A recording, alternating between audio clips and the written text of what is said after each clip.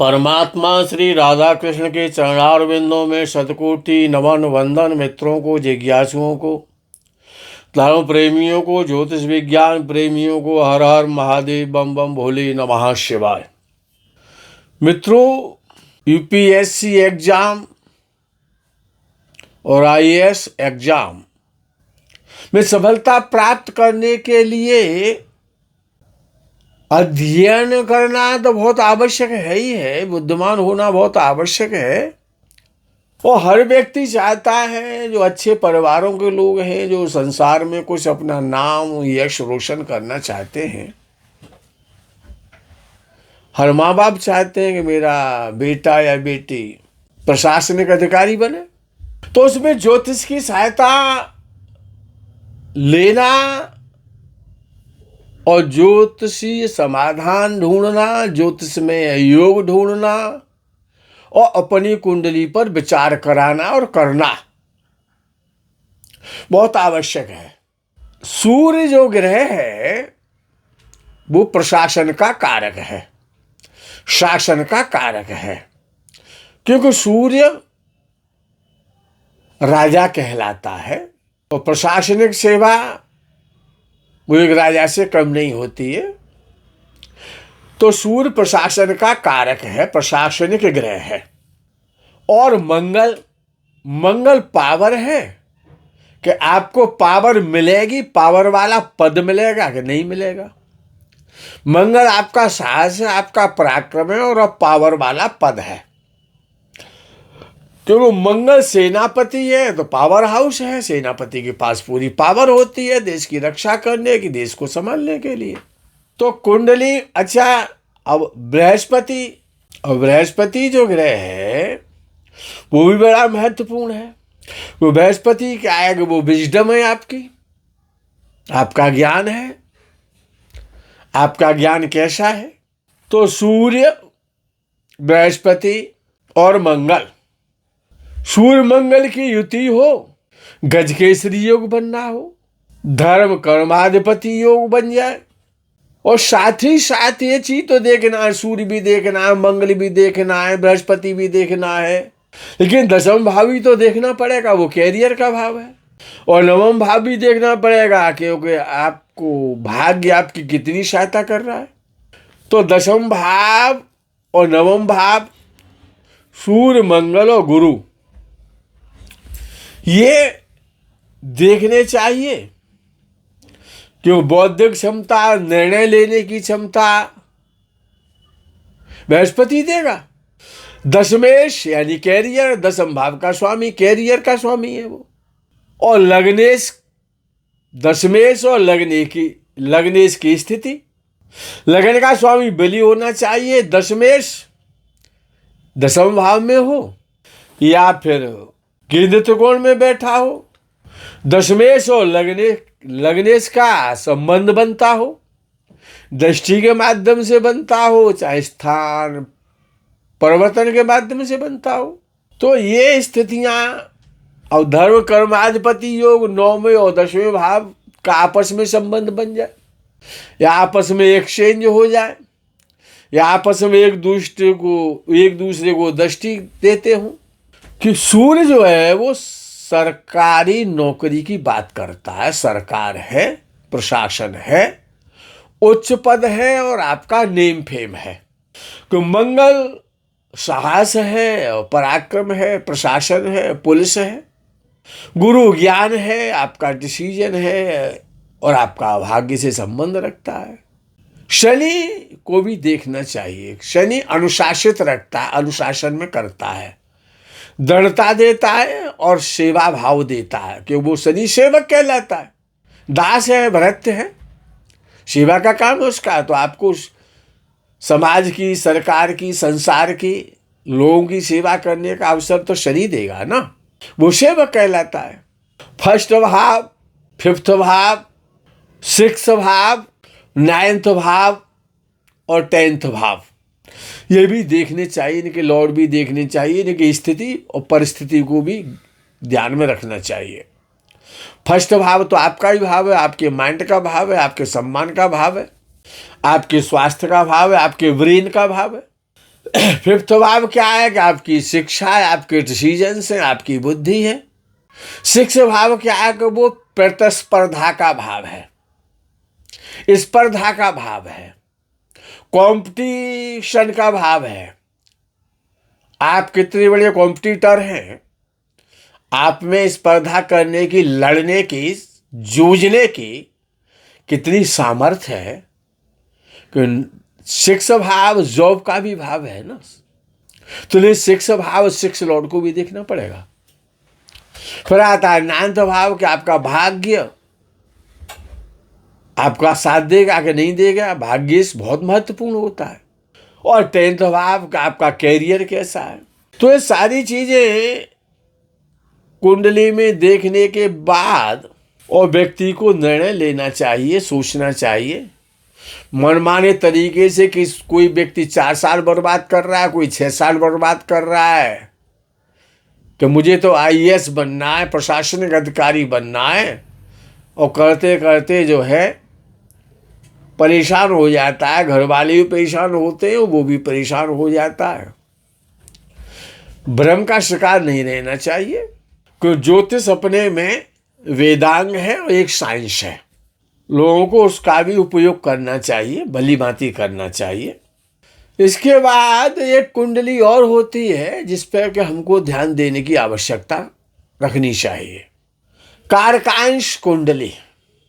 कारकांश कुंडली में जो सूर्य है वो मेष राशि में हो या सिंह राशि में हो, धनु राशि में हो, और 2 ग्रह या 3 ग्रह कारकांश कुंडली में शुभ स्थिति में हो, तो व्यक्ति प्रशासनिक अधिकारी बनता है।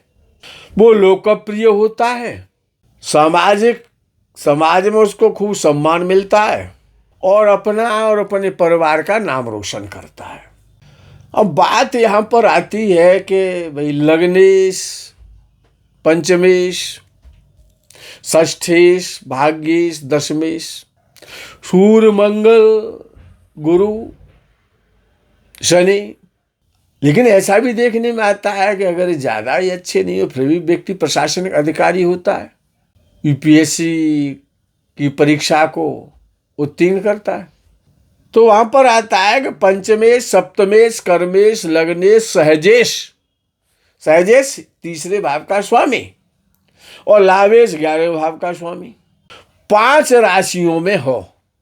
कौन? पंचमेश, सप्तमेश, दशमेश, लग्नेश, तृतीयेश और लाभेश 5 ही राशियों में हो, या ये कुंडली में केवल 3 राशि में हो इन भावों के स्वामी, या फिर 7 राशियों में हो, सारे ग्रह मिलकर के फिर केवल 7 राशियों में हो, तो आईएएस या आईपीएस, आईआरएस की तैयारी व्यक्ति को करनी चाहिए। गजकेसरी यहाँ पर योग की बात की जाती है, बड़ा अच्छा योग है। बृहस्पति और चंद्रमा एक दूसरे से केंद्र में हो, या फिर हंस योग हो, बृहस्पति कर्क, धनु या मीन राशि में होना चाहिए, तब ये योग बने। कौन सा? गजकेसरी। तो ये बहुत शक्तिशाली माना जाएगा। बृहस्पति कर्क, धनु या मीन में हो और तब गजकेसरी योग बने, तो व्यक्ति को धन मिलता है, प्रसिद्धि मिलती है, उच्च पद मिलता है। और नवम भाव का स्वामी और पंचम भाव का स्वामी जो राजयोग कारक होते हैं, जो राज्य देते हैं, अगर उनमें से कोई गया वर्गोत्तम हो जाए नवमेश या पंचमेश में से, तो वो कुंडली अत्यंत शुभ मानी जाती है प्रशासन के लिए, प्रशासन में सेवा देने के लिए। भाई वैसे तो कहा जाता है कि चंद्रमा से बृहस्पति 1, 4, 7, 10 में हो, लेकिन हम ये मानते हैं कि 1, 4, 1 में ना हो, 4 में हो, चंद्रमा से 4थे भाव में हो, अथवा फिर 10वें भाव में सबसे अच्छा गजकेसरी बनेगा। सूर्य, मंगल, शनि और गुरु ये बलवान होने चाहिए, बली होने चाहिए, डिग्री के आधार पर भी होने चाहिए और राशि के आधार पर भी होने चाहिए और सडबल के आधार पर भी होने चाहिए। अच्छा, कुंडली नहीं होती है कभी कभी, भाई हर व्यक्ति कुंडली तो नहीं होती है। तो सीधे हाथ में देखना चाहिए पुरुषों को कि सूर्य माउंट पर सूर्य की रेखा कितनी अच्छी है अथवा नहीं है। और शनि माउंट को भी देखना चाहिए, शनि पर्वत को भी देखे। अगर कुंडली नहीं है तो भाई सबसे लंबी वाली जो मध्यमा उंगली होती है उसके जड़ के नीचे जो पर्वत है वो शनि पर्वत है, और जो रिंग फिंगर के जड़ में और जो पर्वत होता है, जो स्थान होता है, वहाँ से सन लाइन निकलती है। आपको यश मिलेगा, प्रतिष्ठा मिलेगी, वो सन लाइन से देख सकते हैं आप। सूर्य पर्वत को चेक कीजिए और सन लाइन आपके हाथ में बन रही है तो निश्चित है कि आपकी कुंडली है या नहीं है, तो आपको यश मिलेगा, प्रतिष्ठा मिलेगी। शनि पर्वत से रेखा निकल रही है तो आपको समाज में सम्मान मिलेगा, आप सेवा करेंगे। देखा तो ये भी जाता है कि सूर्य पर्वत भी उभरा हुआ होना चाहिए, हाथ जो है वो चपटाया धसा हुआ नहीं होना चाहिए।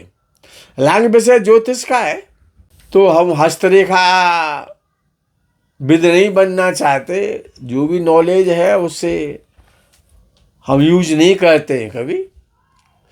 लेकिन सबसे पहले, और जिस व्यक्ति को भी प्रशासनिक अधिकारी बनना है उसके लिए हमारे गुरुजी कहा करते थे कि अगर आपको समाज में, संसार में बड़ा बनना है, अपना नाम रोशन करना है, यशस्वी बनना है कि लोग आपको संसार से जाने के बाद भी याद करें, तो आदित्य हृदय स्तोत्रम का पाठ अवश्य करे व्यक्ति।